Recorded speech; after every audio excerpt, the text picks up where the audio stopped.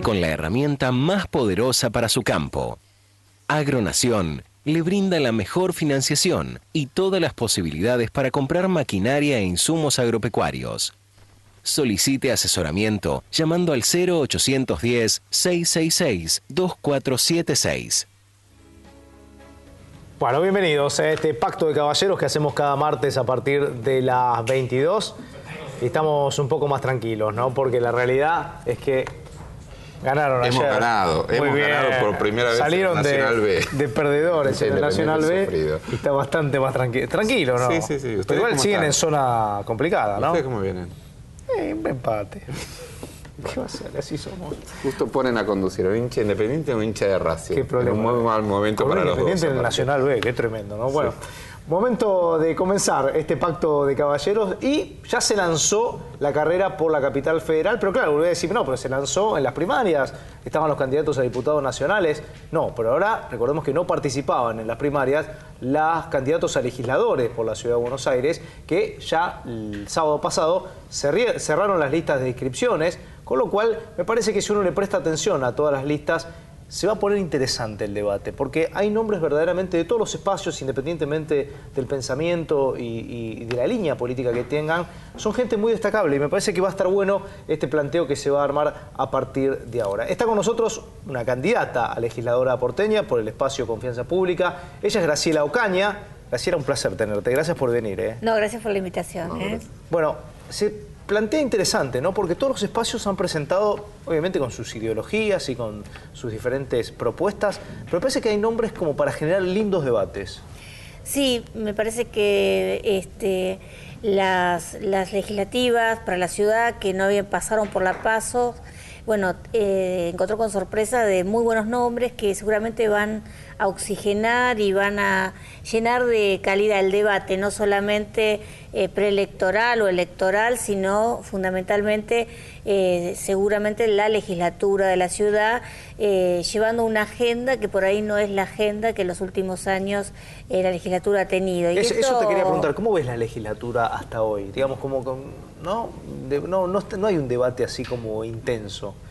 No, lo que sorprende muchas veces es que la ciudad de Buenos Aires, que tiene una de las constituciones más modernas, con instituciones muy modernas que obligan desde a la doble lectura en algunos temas, es decir, la obligación de llamar a audiencias públicas y todo lo demás, muchas veces todo esto sucede a puertas cerradas. Por esto es muy interesante que se puedan amplificar estas discusiones, que la legislatura se convierta en un receptáculo de la opinión de los vecinos, y en ese sentido creo que nosotros por lo menos llevamos una agenda para la participación, la transparencia. La ciudad de Buenos Aires es una ciudad hiperconectada a los medios de comunicación, internet y otros, y redes, y creemos que esta herramienta no está siendo utilizada por la legislatura como una forma de intercambiar, interlocutar con los ciudadanos. Graciela, sobre el tema, justamente estas discusiones que muchas veces se dan a puertas cerradas o por lo menos sin el suficiente debate público, ha pasado mucho en la legislatura porteña que hay temas que en la palestra en la discusión pública parecen muy confrontativos entre un sector y otro, pero muchas veces después se terminan votando por amplia mayoría en la legislatura, no solo con el voto del PRO, sino de otros partidos que están en la vereda de enfrente. Ha habido, por ejemplo, el tema del aumento de ABL, que creció casi un 1000% desde la gestión de Mauricio Macri, fue aprobado por la legislatura, ¿no? Sí, la enajenación de bienes públicos también en distintos acuerdos partidarios. Por eso nosotros planteamos y decidimos por ahí un camino más largo, más difícil, que es constituir un espacio vecinal, si se quiere, en la ciudad de Buenos Aires, que esté alejado de discusiones de cúpulas y de discusiones de intereses nacionales que muchas veces atentan contra esos acuerdos, contra los intereses de los vecinos de la ciudad. Entonces queremos representar solamente esos intereses, y en ese sentido estamos trabajando en la constitución de este espacio que es nuevo. Me acompañan muchos profesionales, mucha gente joven, y la verdad que me da mucha satisfacción poder llevar adelante esta propuesta, que vuelvo a decir, es difícil y largo. En nuestro caso, nosotros nos vamos con un solo tramo de la lista, es decir, lo que se llama lista corta, claro. Para votarnos van a tener que cortar separar, claro, la última parte de la boleta, la que es de legisladores para la Ciudad de Buenos Aires, diputados para la ciudad, y colocar nuestra boleta, Confianza Pública, y bueno, y allí me van a encontrar. Y Graciela, con respecto al otro tramo de las listas, ¿no? Lo que tiene que ver con diputados y senadores en la capital federal, ¿ustedes van a acompañar a alguien, van a aconsejar a alguien o tienen una mirada más positiva de alguno de los otros candidatos? Claro, porque la pregunta es segura, es decir, el elector te va a decir, bueno, está bien, yo corto boleta, y del otro lado, ¿con quién te sentís más cerca? Bueno, la verdad es que yo creo que tanto Gabriela Michetti como Elisa Carrió, Pino Solanas y el Rabino Berman seguramente van a defender los intereses de la ciudad, como los defendía yo en el Congreso de Nación, y me parece que van a estar muy bien representados por ellos. Digamos, esto yo creo que no hace falta que alguien aconseje a quién votar. Los porteños hemos votado en agosto, hemos elegido, hemos participado en las PASO, y creo que esto es una experiencia muy interesante y muy novedosa, y ojalá que estos cambios que se dieron a nivel nacional, como el tema del financiamiento, como el tema de la modificación de la introducción de las primarias abiertas obligatorias, también se puedan dar en la Ciudad de Buenos Aires, así como nosotros proponemos la lista única o el voto electrónico como modalidad de elección, porque a veces en la ciudad se exige al gobierno nacional estándares que después en la ciudad no se cumplen o no se llevan parece adelante. Mentira, ¿no?, que la Ciudad de Buenos Aires todavía no tenga el voto electrónico. Exacto. La verdad es que, y con muchos proyectos de legisladores del propio PRO, de Gabriela Michetti, Pinedo, Paula Bertol, que Paula ha trabajado mucho en el tema de transparencia, bueno, que no se genere esta opción para la Ciudad de Buenos Aires, porque yo siempre digo, uno no puede tener un doble estándar, exigir a los demás lo que uno no cumple. Legislativamente, ¿qué, más allá de estas particularidades, voto electrónico y demás, hay algún proyecto en particular que ustedes tengan como prioridad trabajar? Nosotros vamos a trabajar en distintos temas, básicamente en los dos roles que tiene que tener un legislador. Por un lado, dar respuesta a muchos de los problemas históricos de la ciudad. Yo creo que es central constituir un ente metropolitano que pueda dar respuesta a los problemas que la ciudad tiene que resolver, pero en el marco del área metropolitana, con el conurbano bonaerense, porque si no, la verdad, no vamos a encontrar respuesta para el transporte, para la salud, para la seguridad. Y por otro lado también queremos tener una agenda, o tengo una agenda que tiene que ver con los jubilados, porque a mí me preocupa mucho. Yo trabajé en el PAMI, tomé un compromiso muy grande con ellos y bueno, tienen muchas dificultades, desde los problemas de accesibilidad y de tránsito en la ciudad. La verdad, caminar por las veredas, y más para un adulto mayor, para una mamá con su cochecito, le es imposible. Tenemos una agenda para garantizar la seguridad del adulto mayor. Queremos que tengan, y el Estado le provee un botón antipánico para que en casos de emergencia médica o de situaciones de inseguridad pueda tener un servicio de ayuda que pueda ser requerido rápidamente. Queremos trabajar también en generar una ciudad amigable en cuanto a lo cultural para los adultos mayores, hacer cumplir, por ejemplo, el boleto gratuito para los adultos mayores, para los abuelos, porque muchas veces resulta que tienen que hacer una larga tramitación que nunca se llega, y bueno, para ellos eso es mucho dinero. Eso no se simplificaría si, viste que se votó en el Congreso que cuando se hizo el traspaso del subte, que hay 33 líneas de colectivos que operan dentro de la capital federal. ¿Sería más fácil, o esto lo estás planeando, lo estás pensando en base a esto que estás mencionando, que es un organismo que sea del área metropolitana, para incluir todo? El tema del transporte tiene que ser incluido dentro de un ámbito metropolitano, porque es importante. Por ejemplo, el Metrobús es una buena respuesta, pero el problema es que si nos quedamos con una línea carril exclusivo para transporte de colectivos, la verdad no tenemos una línea de Metrobús, que creo que es lo que tiene que trabajar, que circule por toda la ciudad y que permita adecuar, de acuerdo a la demanda, la cantidad de transporte que por ahí debe ir, se tiene que adaptar esto.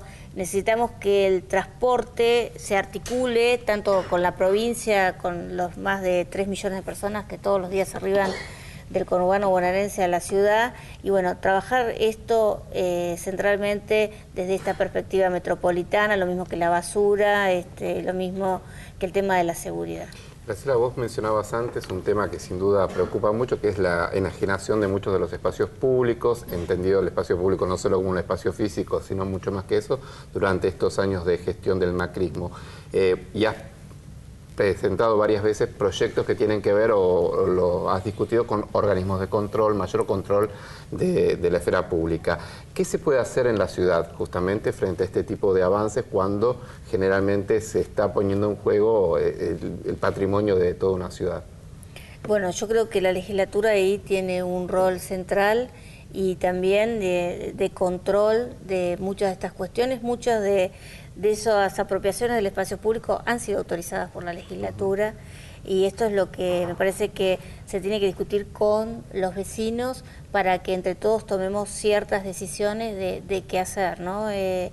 Y también trabajar mucho en todo lo que es organismos de control, porque muchas veces muchas de las cosas que nos pasan a los argentinos es por que los organismos de control establecidos son meramente formales y no cumplen ni la función ni el rol que tienen asignados institucionalmente.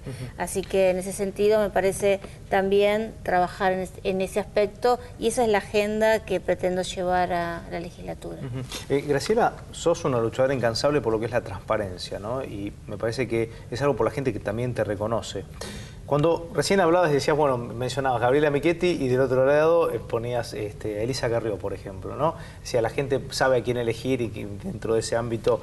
Ahora, ¿qué te parece en general el gobierno de Mauricio Macri? ¿Te parece un gobierno transparente? Creo que no ha trabajado aspectos que tienen que ver, por ejemplo, la ciudad no tiene una ley de ética pública, no tiene una oficina anticorrupción. Todas las provincias argentinas deberían tenerla, porque incumplimientos de los tratados internacionales de lucha anticorrupción que Argentina ha asignado, y la verdad es que una gran parte no lo tiene, y me parece que sobre estos aspectos hay que trabajar, porque la transparencia no es un tema ni ético ni moral solamente, sino que es un problema centralmente de buena administración. Sí, administración, claro. Generar mecanismos de compra, digamos, novedosos, con licitaciones públicas, con pliegos, con prepliegos, es decir, que se pueda discutir qué es lo que se quiere comprar y para no que estén las compras dirigidas. Todas estas cuestiones hay que discutirlas, porque lo que vemos con preocupación es que tomando las licitaciones, por ejemplo, todas frustradas, ¿no? En el tema de recolección, una de las principales licitaciones que tiene la Ciudad de Buenos Aires, de recolección de residuos y disposición de residuos. Siempre los que aparecen son los mismos prestadores de los 90, y no quiero ir más atrás. Entonces, estas cuestiones tienen que ver con establecer nuevos mecanismos y trabajar en serio desde la separación en origen hasta cómo discutimos estos contratos para que haya nuevos jugadores, se permita que no sean siempre los que ganen, porque la verdad es que la ciudad hoy está sucia, los costos que pagan de los contratos han sido crecientes, no tienen, digamos, son contratos que están no vencidos, tienen además, exactamente hace varios años. Entonces no podemos seguir en esta situación de siempre de emergencia y de emergencia, cuando me parece que uno sabe que el contrato vence y que debe tomar las medidas. Bueno, puede tardar un año, pero la verdad que ya llevamos casi los 2 mandatos de Mauricio Macri y el pescado sin vender, digamos, y los mismos prestadores y proveedores que son los mismos de siempre, que han ganado mucha plata, que ganan mucho dinero, pero que la verdad que nos cuesta a los porteños mucho dinero, pero que la ciudad está sucia. Entonces, tenemos que tener buenos servicios, y para eso también tenemos que tener entes que controlen realmente esos contratos, que hagan cumplir los contratos. Graciela, mucha suerte. Gracias por haber venido. No, gracias por la invitación. Vamos a la pausa y cuando volvemos nos ocupamos del debate económico en tiempo de campaña.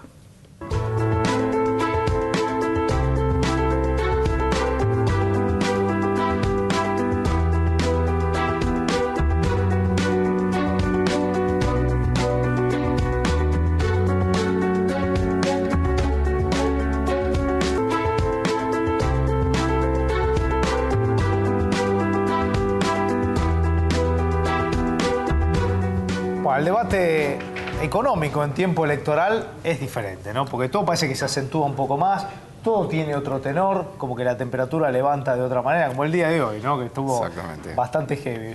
Vamos a hablar de lo que es la economía hoy. Hay proyectos que esta semana son muy importantes, que tienen que ver, como por ejemplo, con la reapertura del canje de deuda, que tienen que ver con el tema ganancias. Y vamos a ver el pensamiento que están teniendo. Estamos con 3 vertientes económicas, con 3 economistas, algunos candidatos. Estamos con Agustín Tatelis, que es economista de la Gran Macro. Está Itay Hackman, que es candidato a diputado por Camino Popular. Y Gabriel Solano, que es candidato a legislador por el Frente de Izquierda. A los 3, muchísimas gracias por venir. Gracias. Bueno, ¿cómo ven esto? Yo planteé 2 aspectos nada más.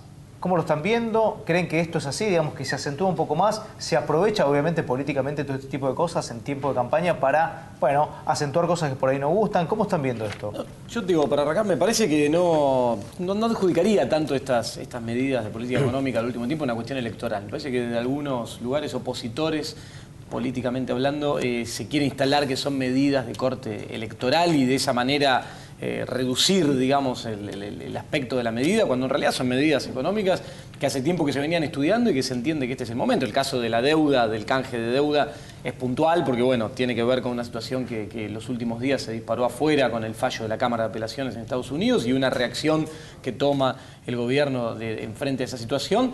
Y después temas como, por ejemplo, el de ganancias, del cual se quiere instalar, que tiene un tinte exclusivamente eleccionario, me parece que se toma en un momento hace rato que viste que ese tema en particular, el tema de la deuda, tal vez hasta que se cuenta con más apoyo hasta de los miembros de la oposición. Pero en el caso de ganancias, dicen, bueno, acá el Frente para la Victoria perdió una cantidad de votos importante, quiere ver cómo hace nuevamente una alianza con la sociedad. No, me parece que se intenta instalar esa idea, pero yo creo que es una medida que hace tiempo que se viene estudiando, se encontró el momento propicio para llevarla adelante, que bueno, se dio en este momento, pero me parece que no tiene una motivación estrictamente eleccionaria. Me parece que es una medida de política económica, hace un tiempo atrás era difícil tomarla por lo que podía impactar en cuanto al financiamiento del Estado, en un momento donde también hay que mirar el contexto internacional, la crisis, y ahora se entiende que es un buen momento para tomarla, dinamizar y fortalecer el mercado interno para el segundo semestre del año, y en ese sentido se toma, digo, me parece que viene por ahí. ¿Y está ahí? O no sé quién de los dos. No, yo me parece que en el caso de ganancias es indudable. Hay que recordar que el debate sobre el mínimo no imponible implicó una serie de procesos, de conflictos, de movilizaciones, de paros de las centrales sindicales. Es un tema que se viene debatiendo y que se viene discutiendo en la Argentina hace mucho tiempo y frente al cual el gobierno ha hecho oídos sordos durante todo este tiempo, a tal punto que creo que es uno de los factores que explica el retroceso electoral del kirchnerismo en las últimas elecciones, es decir, el no dar respuesta a esos reclamos que se venían llevando adelante. Y creo que reaccionar después de la elección de las PASO de esa manera tiene que ver, más que con tratar de recuperar, con dar cuenta justamente de un reclamo que fue desoído. El canje de deuda forma parte de una discusión también importante de la Argentina en los últimos años. Yo quiero hacer una referencia muy breve porque son 2 temas puntuales pero que hacen a problemas estructurales que tiene la economía argentina.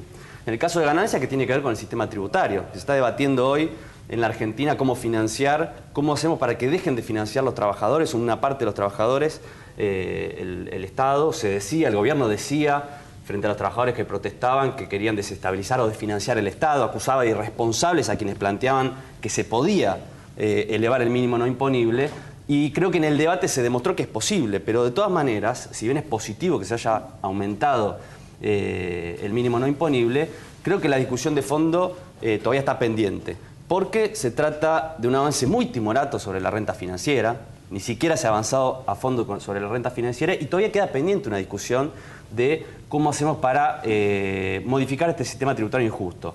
Ahí hay proyectos que tienen que ver con, por ejemplo, restablecer las contribuciones patronales.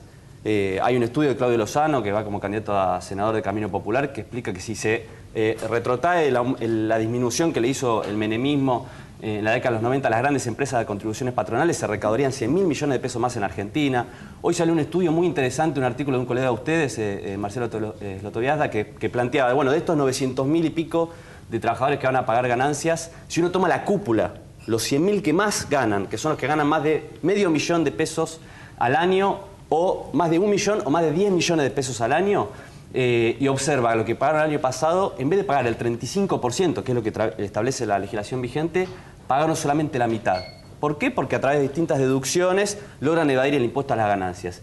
Y en el artículo plantea que si se hubiera cobrado el 35% que corresponde, el Estado hubiera recaudado casi 30.000 millones de pesos más. Con lo cual, para cerrar, esto demostró que es que dinero y plata en Argentina hay. Lo que no hay es voluntad política, me parece, de ir a fondo, de afectar determinados intereses, y creo que esa voluntad no está en el oficialismo, pero claramente tampoco está en la oposición. Gabriel. La campaña creo que está bien que discutamos la cuestión económica porque está en el centro de la situación. Creo que la campaña coincide temporalmente con el agotamiento político de lo que el gobierno desarrolló en este periodo. Absolutamente. E incluso hay cosas que no son muy electorales, si querés verla. Ahora se está discutiendo en el Congreso el tema de la reapertura del canje para los buitres, como se suele llamar. El PRO va a votar a favor, lo cual es un hecho de clarificación política en Argentina. El PRO y el kirchnerismo van a votar a favor de que se les pague... ¿Qué quieres decir? ¿Que el kirchnerismo está virando a la derecha? Quiero decir primero lo que digo, es decir, constatemos el hecho. Y segundo, que indudablemente, o no nos acordamos cuando Cristina dijo que no iba a haber un peso para los buitres y ahora está llevando adelante un canje de deuda que si finalmente lo concreta va a significar una modificación muy fuerte de la política económica. Porque ya la deuda hoy, y esto hay que decirlo con todas las letras, es una deuda que es impagable para el país. Supera largamente los 200.000 millones de dólares. Cuando el otro día habló Cristina Kirchner y se burló en un discurso, dijo, soy una pagadora serial de deuda externa. Dijo, desde el 2003, que asumió Néstor Kirchner, hasta la fecha, en la década ganada, pagamos 175.000 millones de dólares de deuda externa. Se presentó como la mejor pagadora del mundo. Lo que no dijo Cristina es lo siguiente. A pesar de haber pagado semejante dinero, hoy Argentina debe más que antes. Y por lo tanto la cuestión de la deuda externa no se está discutiendo en la campaña electoral, salvo cuando presenta el problema al Frente de Izquierda. Porque para ser concretos, esta deuda nos está llevando a una crisis muy fuerte que el gobierno la pretende resolver y la oposición de la siguiente manera. Primero, había un cepo cambiario hacia los trabajadores, pero ya la oposición está planteando lo siguiente, devaluemos la moneda. Es lo que dicen los economistas, por ejemplo, de Massa. Hay que una devaluación de la moneda y descargar la crisis sobre los trabajadores, sobre el gasto público que debe ser reducido. Y el gobierno, cuando uno lo ve en su acción cotidiana, ve que va en el mismo sentido. Porque prácticamente en los últimos meses la devaluación del tipo de cambio oficial del peso frente al dólar también se ha acelerado muchísimo y ya supera el 30% anual. Por lo tanto, el gobierno está generando las condiciones para lo que Massa está reclamando, que es descargar la crisis frente a los trabajadores. Entonces tenemos una inflación del 30%, tenemos impuesto al salario, tenemos jubilaciones... Ahora, supongamos que Cristina te convoca. Sí. ¿Qué hace? ¿Qué tiene que hacer? Bueno, nosotros tenemos un programa, lo hemos presentado en la campaña electoral y hemos ya recibido 1 millón de votos por ese programa. En primer lugar, planteamos hay que concentrar el ahorro del país, que hoy se está fugando de 1000 maneras, en primer lugar, a partir del pago de la deuda externa, y ese ahorro del país debe ser utilizado para un plan de desarrollo. Segundo, tenemos que terminar con una política que ha sido muy gravosa para el Estado argentino, que es un sistema de subsidios que ya supera hoy los 100.000 millones de pesos, que está llevando a la quiebra al fisco y que se está bancando con el saqueo del ANSES y del Banco Central. ¿Cómo se hace eso? Hay que abrir las cuentas de las empresas privatizadas, ver en qué se utilizó ese dinero, sanear esas empresas y de ninguna manera continuar un régimen de salvataje de las privatizaciones que hizo el kirchnerismo. Tercero, la defensa de los trabajadores, un salario igual a la canasta familiar, una jubilación de 82% móvil. Al Frente de Izquierda le parece que es inmoral, y creo que la palabra adecuada, que se utilice el dinero del ANSES para pagar deuda externa, mientras el 75% de los jubilados gana 2.400 pesos. Déjame decirte una cosa. Ahora mismo, el ANSES tiene títulos en dólares de deuda externa. ¿Qué hace? Los vende, los mal vende, para que no suba más el dólar blue. De esta manera, ¿qué hace el ANSES? Se queda en pesos, con una inflación del 30% anual, y que se profundiza todo el tiempo, indudablemente se está desvalorizando el ANSES. Entonces, este agotamiento económico de la política del gobierno es lo que explica finalmente el retroceso electoral. Ahí hay que buscar las razones. Y el Frente de Izquierda dice, cuidado, porque tanto el gobierno como la oposición de Massa, incluso de Lunen, están preparando una salida que van a pagar los trabajadores. Agustín, hay un tema que no es menor y es que se notó en este último tiempo, los candidatos en campaña, llámese Martín Insaurralde, es mismo acá en este canal, la semana pasada mi compañera Ana Baiman le hizo una entrevista a Mercedes Marcó del Pon, la presidenta del Banco Central, donde habló de inflación, es decir, ya el kirchnerismo no habla de aumento de precios, ya habla de inflación, es decir, ha tomado el tema como que es válido y que obviamente están buscando las medidas de cómo frenar esos aumentos de precios. Sí, pero, sí. Sí. Yo creo que hace rato que se habla de inflación, digamos. Quizá hay algunos puntualmente que no tienen mucha posición o no hablan demasiado y entonces no tocan el tema, pero yo creo que hace rato que se viene hablando de inflación.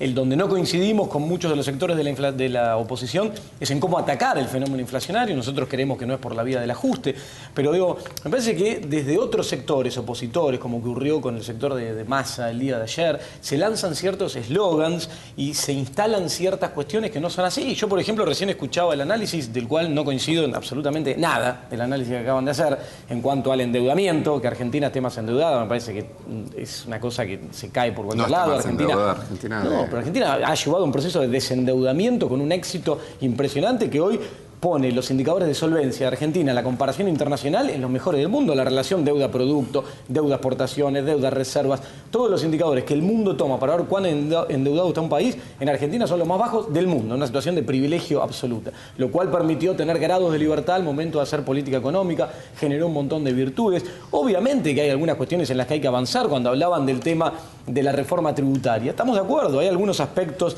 que tienen que ver con la recaudación tributaria que hay que comenzar a discutir, que tienen que pasar por el Congreso, porque no son decisiones del Poder Ejecutivo, tienen que pasar por el Congreso, tendrán que debatirse y coincidimos en que hay que avanzar hacia cierto sesgo más progresista en cuanto a la recaudación tributaria. Pero después se van instalando algunos eslogans cuando se habla, porque a veces se habla también con algunos discursos y eslogans demagógicos que cuando uno tiene que administrar la política económica, que se trata de conflicto de intereses, es bastante más complejo. Entonces, por ejemplo, se dice al aire, no, porque saquean el Banco Nación, saquean la ANSES. No hay ningún saqueo de nada, hay que explicar esto a la gente. Acá no hay ningún saqueo de ninguna de estas instituciones y eso no es cierto. Hay una situación fiscal perfectamente controlable, hay transferencias que estas instituciones hacen al Tesoro, como es normal y pero fíjate que en cualquier país es algo del que ha mundo. quedado marcado, porque vos hablas con gente que posiblemente no entienda tanto de economía, Bueno, y esto de decir, se lo dicen de derecha, se lo dicen de izquierda, decir, No, pero tiene razón la gente. No, ahí Pasa lo donde- siguiente, ahí vos donde sos se un jubilado, riesgo. vos sos un jubilado, ganás 2.400 pesos por mes, aportaste toda tu vida, ya tenés un problema. Escuchás al presidente del ANSES, a Diego Bocio, que dice que el ANSES da superávit.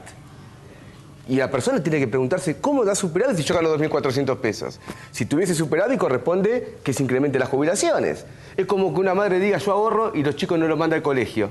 Es un hecho que nadie podría considerar lícito en una vida social. Acá pasa lo mismo. La plata del ANSES tiene que ver, porque hay un fenómeno que el gobierno quiere negar, pero es el siguiente: la inflación, la deuda externa y el saqueo del ANSES son parte del mismo proceso. Es muy fácil de explicar. pero cuando uno dice saqueo, Es fácil. la palabra saqueo es fuerte, Sí, porque sí, decir sí, que hace, digo. Por ejemplo, la guita se la agarra a Cristina y se la lleva a la casa. Exactamente. No, el ¿cómo ANSES, exactamente? el ANSES No, tiene... pará. Hablemos Exactamente. responsablemente, El porque ANSES si no, el que tiene está del otro títulos. lado recibe un mensaje que no Vamos a es. ver, el ANSES tiene títulos. El gobierno le saca la plata al ANSES. Y el ANSES, ¿qué le da el gobierno al ANSES? Títulos de deuda, que nunca va a pagar, que se renuevan automáticamente, que se han convertido en paga Dios. Pero Porque nadie va a pagar. El gobierno, ahora, permiten incluso el aportar algo. ANSES, una cosa que está en un programa de Frente de Izquierda, el ANSES está intervenido por el gobierno. Cuando tenía que ser dirigido, según marca la ley vigente, por los jubilados. Porque si los jubilados tienen que votar a la dirección del ANSES, yo me pregunto, ¿van a votar a quién le da la plata del Tesoro para pagar la deuda o van a votar a un presidente del ANSES que le paga el 82% móvil? Nos parece importante terminar con la intervención del ANSES. No, yo creo que, a ver, el 11 de agosto hubo un voto, evidentemente, que expresó malestar, que expresó voluntad de un cambio.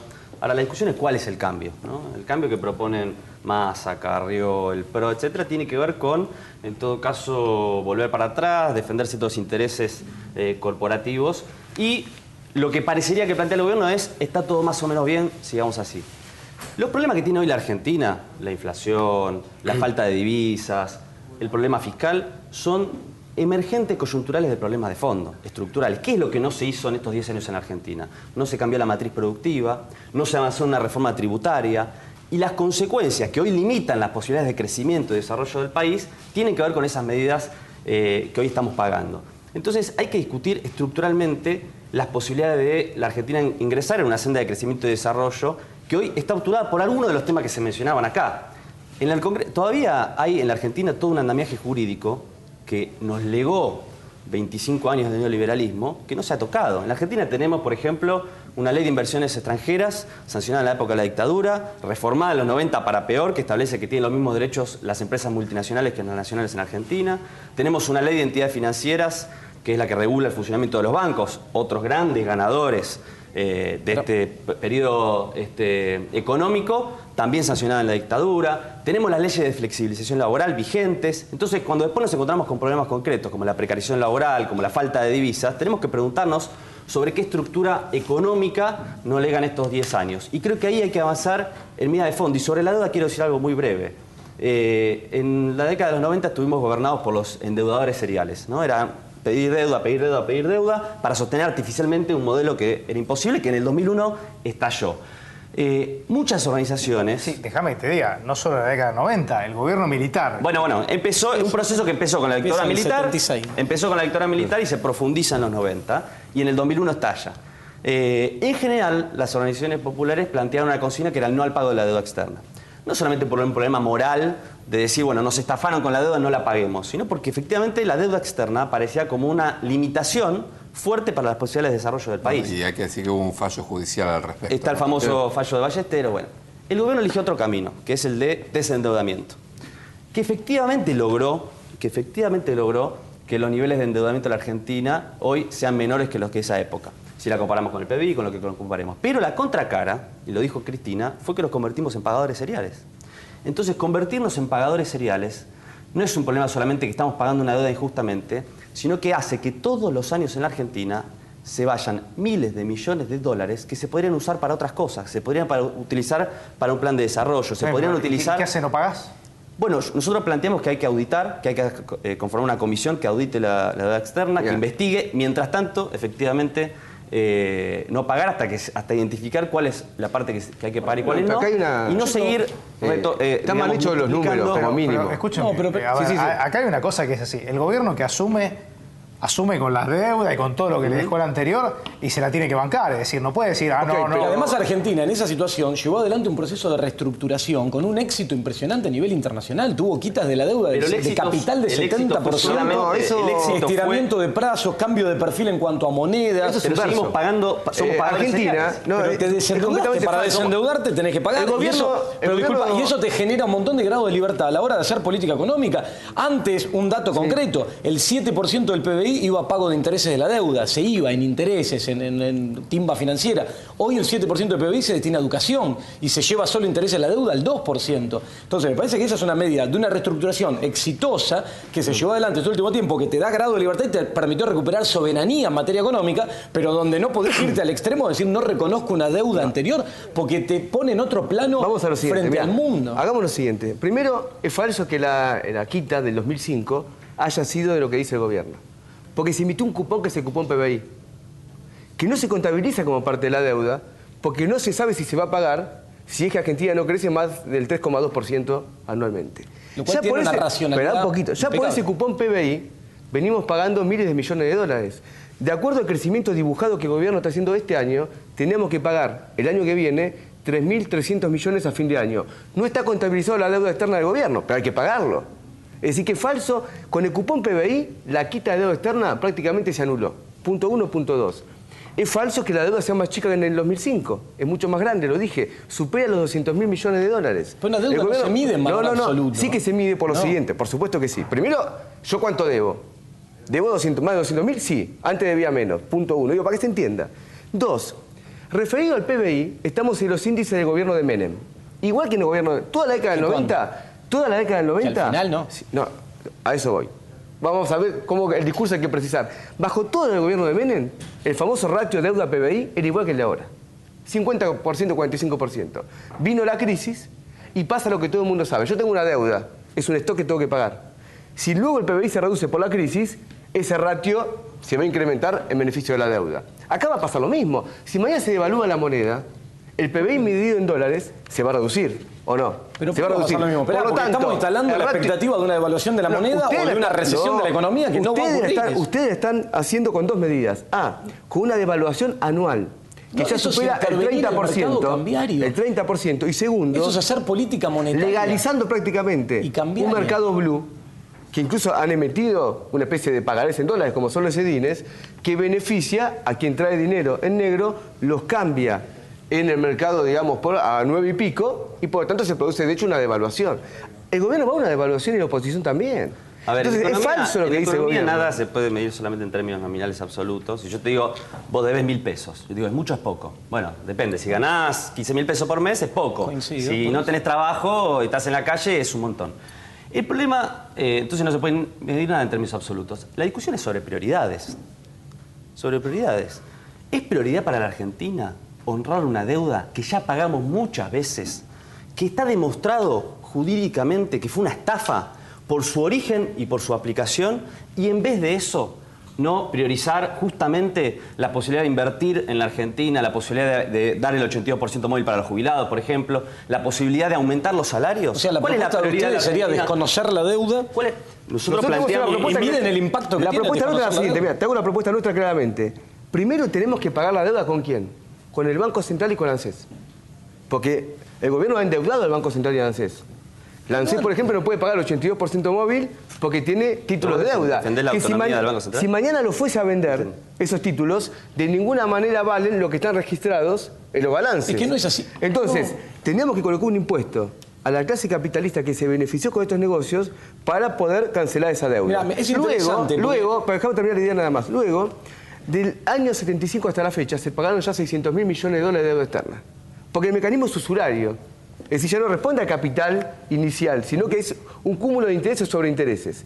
Eso es imposible de llevar adelante, más cuando el gobierno cometió otra política que puede ser hasta delictiva, que es vaciar el petróleo y el gas de Argentina, y tenemos que importar, sobre todo gas, casi 15.000 millones de dólares por año. No tenemos los dólares para importar ese gas, no tenemos los dólares para pagar esa deuda, Esperá. y eso va a terminar indudablemente con un cepo cambiario que ya existe y una devaluación de la moneda. El gobierno, si hace este canje, que está haciendo el canje ahora con los bonistas, con los buitres, va a incrementar nuevamente el valor de la deuda. Ojo. Y significa que para poder pagar... Va a cerrar el proceso de reestructuración. No. Y va a tener un efecto tener que positivo pagar sobre la eso. Argentina. Para pagar eso necesita levantar el cepo cambiario. Levantar el cepo cambiario lo van a hacer con una me devaluación llama de la atención moneda. que en ansias de criticar a veces se parte de una posición muy a la izquierda, se pega toda la vuelta y se termina en la otra punta. Pero eso es más viejo que mi abuela. Pero lo estás haciendo. Pero Es lo que hay que- estás haciendo. Arrancaste hablando del Banco Central, cómo el Banco Central interactúa con el Tesoro y terminás defendiendo la independencia del Banco Central y criticando que el Banco Central tenga una interacción con el Pero Tesoro. El Banco ustedes- Central en Argentina recuperó multiplicidad de objetivos que había perdido en la década del 90. ¿Cuáles? Y hoy hoy ¿Cuál atiende tiene? el empleo, ¿Cuál? atiende la actividad No, económica, atiende la tasa de hoy inflación. emite Multiplicidad de objetivos. No para es salvar a cierto Siciliano, eso. No es para darle cierto plata a eso. Siciliano. ¿Y cómo es el mecanismo? ¿Cómo paga la deuda del gobierno hoy? ¿Cómo paga la deuda? El Tesoro tiene que pagar. No la paga el Tesoro la deuda. ¿Y sabés la por qué paga la el Banco recuperó? Central. Entre La paga otras el Banco cosas, Central. el último paso fue por la reforma de la Carta Orgánica del Banco Central, que viene a barrer con muchas de las cosas de la ley de entidades financieras que decía ahí recién, que es cierto que la ley sigue vigente, pero la reforma de la Carta Orgánica del Banco Central modificó bastante ese aspecto de esa ley de entidades financieras. Entonces, se avanza en ese sentido, pero hay que tener en cuenta el conflicto de intereses, hay que ser responsable. Podríamos hacer un debate eterno, porque la verdad que es interesante Sí, lo que está para plantean hacer cada un uno. Programa ómnibus sería. Nos queda, sin subsidios. no nos queda tiempo, así ¿Cómo? que... Sobre todo cuando lo paga la población con la inflación. Gracias. Porque la inflación lo paga el Lo que importante tiene que quedar es- claro, si me dejan simplemente decir algo, Barrer esto. la situación económica de la Argentina es complicada. Estamos enfrentando restricciones importantes. Si no se avanzan en medidas de fondo, que implican necesariamente afectar intereses y intereses poderosos para avanzar en un cambio productivo, en una política de desarrollo diferente, la Argentina va en el 2013 o en el 2015 a una salida por derecha que implica ajuste, que implica devaluación. Tenemos que evitar eso. por ¿Qué eso gobierno por enfrentó eso más intereses el que 27 de este, no? octubre... Gracias a los tres. ¿Qué gobierno por haber enfrentó venido, más intereses corporativos que este? Nos vamos a la pausa. Y Ah, cuando bueno, volvemos, nos ocupamos de un tema que es más que interesante. Ayer la presidenta inauguró en la Villa 21, en Barracas, un centro cultural donde además está la oficina de Jorge Cosia, el secretario de Cultura de la Nación. Ya hablamos si nos referimos a este tema.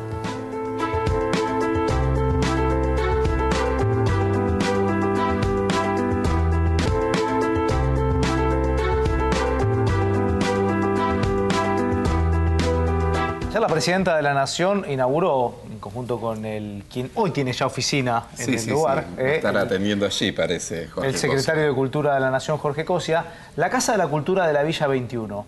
La Villa 21 en la capital federal es la que tiene mayor cantidad de gente viviendo. Recién estamos averiguando algunos números, se calculan 60.000 personas. Y dice, si se puede hacer semejante, me parece que Emprendimiento, emprendimiento, edificio, Y uno dice, bueno, había mucha gente que obviamente va a poder participar, y me parece que la cultura es parte de lo que necesita nuestra nación para incluir personas. Porque me parece que lo que está pasando, y parece mentira, ¿no? Todavía que existan villas cuando perfectamente, y se puede abrir un centro de la cultura, perfectamente yo creo que no sería mucho problema poder urbanizar este lugar, es decir, que se abran las calles, de que la gente pueda participar y que cualquiera pueda entrar, digamos. Todos los servicios, lo mínimo indispensable. Mínimamente eso. Bueno, me parece que eso es uno de los datos y lo que deberíamos seguir a partir de ahora. Están con nosotros, bueno, quien es la directora de la Casa de la Cultura Villa 21, que es Nidia Zarza, y Lorena Carol, que es coordinadora de la Villa 21. A las dos, muchísimas gracias por haber venido. No, gracias. Bueno, qué responsabilidad tenés, ¿eh? Sí, la verdad que ayer me temblaba todo el cuerpo y sigo todavía. Es sumamente emocionante porque por ser adolescente en el barrio, sé lo que se siente y sé lo que significa este espacio para la gente del barrio.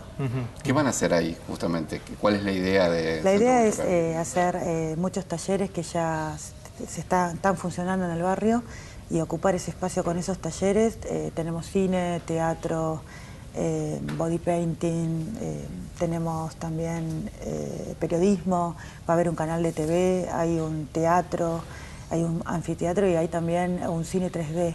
Y también está, Mirá, desde la Secretaría de Planificación han puesto un NAC, que es un centro de conocimiento, el cual tiene también Wi-Fi, que no se puede creer, pero en la Ciudad de Buenos Aires, en las villas no tenemos internet. Las empresas no brindan este servicio. No brindan el servicio de internet. Entonces estamos hablando de realmente de incluir. Lorena, yo preguntaba recién, ¿cuán lejos, si se puede hacer esto? ¿Por qué no se puede urbanizar? Y claramente no hay voluntad política para la urbanización, ¿no? Se gastan muchos recursos del gobierno porteño en otras cosas que no son tan prioritarias. Nosotros siempre decimos que la urbanización es sumamente importante porque creemos que estamos en emergencia sanitaria al no tener los servicios como luz, agua y cloaca. Estamos en riesgo eléctrico, hay una causa judicial con respecto al riesgo eléctrico en las villas, y precisamente en Villa 21-24, y al no tener una red de agua y cloaca como corresponde, estamos en emergencia sanitaria. Eso, digamos, se podría solucionar como coordinando tareas con la gente que vive en el lugar, los gobiernos nacional y de la ciudad. ¿Cómo se podría hacer? Sí, se podría articular, trabajar en conjunto ambos gobiernos. La verdad que nosotros ayer quedamos muy contentos cuando se anunció nuestra presidenta la obra de agua y cloaca para 8 manzanas, 12.000 personas que van a ser beneficiarias de esa obra en Tierra Amarilla. Y si hay voluntad política de un lado, ¿por qué no del otro? Si el que se tiene que hacer cargo es el gobierno porteño, pertenece a la Ciudad de Buenos Aires y tendría que ponerse, digamos, en los hombros esa responsabilidad, ¿no? Tomarla, porque es propia. Y justamente, bueno, ustedes están encarando un perfil vinculado mucho a la cultura y ahí suele haber una especie de estigmatización de la persona que vive en una villa. Digamos, ¿cómo desde la cultura se puede explicar, en definitiva, cómo son estos procesos de integración y justamente la falta de posibilidades que muchas veces tienen los chicos que viven en estos barrios, ¿no? Mira, realmente la cultura atraviesa todo. No hay específicamente un solo punto, pero... Perdón, estoy la garganta tomada de ayer. Pero realmente el eje principal es que con esto tenemos la prevención. Los chicos no tienen espacios en el barrio recreativos, tampoco tienen a mano centros culturales de esta magnitud, que no es un centro, es una casa con toda la última tecnología que lo tiene cualquier otra casa de la cultura en otro barrio. Esto es único dentro de una villa, entonces nosotros creemos de que el Estado tomó la decisión de ponerlo mejor en un lugar clave, donde sabe de que en realidad está colaborando, está apoyando a que los chicos a través de la inclusión se sientan parte de una sociedad que claramente le da la espalda, ¿no? Obviamente empieza un proceso que va a ser diferente, las cosas yo calculo que ya habrán cambiado. ¿Qué pasa el gobierno de la ciudad? Porque acá me parece que, más allá de que esto lo instaló el gobierno nacional, esto es jurisdicción del gobierno de la ciudad. Sí, claramente no se hace cargo de lo que corresponde, ¿no? Como que desde el gobierno de la ciudad no dan respuesta. Nosotros como Junta Vecinal pedimos todo el tiempo comunicarnos con el jefe de gobierno, poder plantear todas las problemáticas que hay en el barrio, pero no tenemos una respuesta desde el jefe de gobierno. Entonces, bueno, estamos trabajando desde la cultura, ahora desde obras de infraestructura, con el gobierno nacional, pero estamos abiertos a que el jefe de gobierno venga a hablar con la Junta Vecinal y poder trabajar en conjunto y poder transformar nuestro barrio. Lorena, muchas veces se habla del tema inseguridad y siempre con esta cosa que decíamos de estigmatizar se piensa en las villas de emergencia, tanto de la ciudad como del conurbano.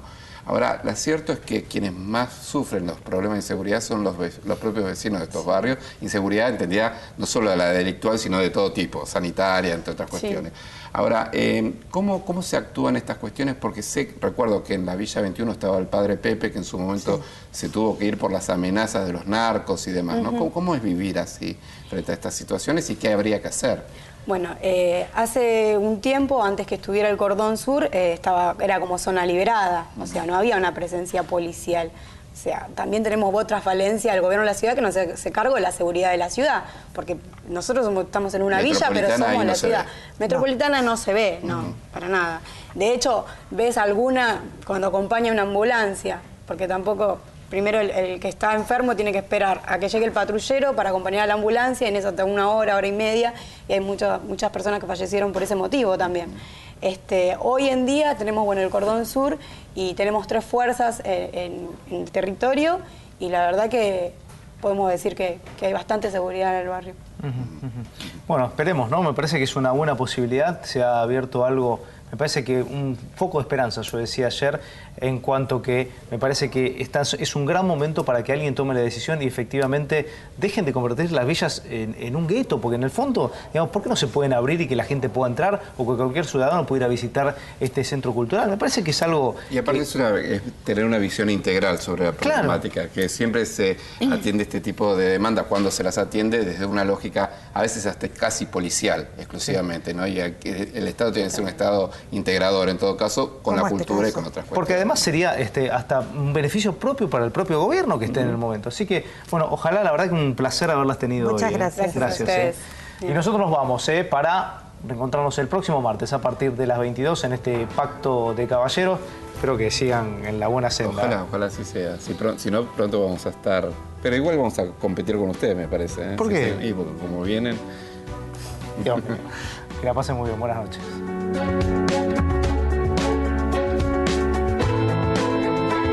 Cuente con la herramienta más poderosa para su campo.